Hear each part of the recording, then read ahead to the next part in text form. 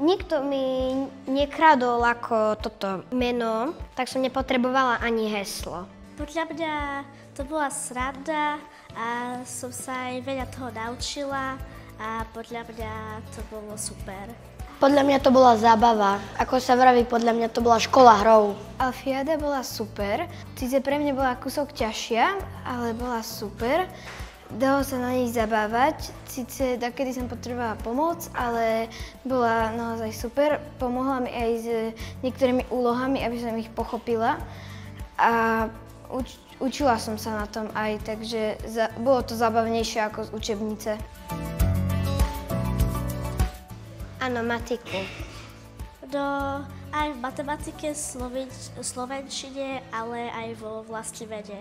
Tak môj obľúbený predmet bola prírodoveda, lebo mám veľmi rada prírodu, takže... Napríklad vlastiveda, keď sme mali niekedy aj z telesnej, že o akých športovcoch.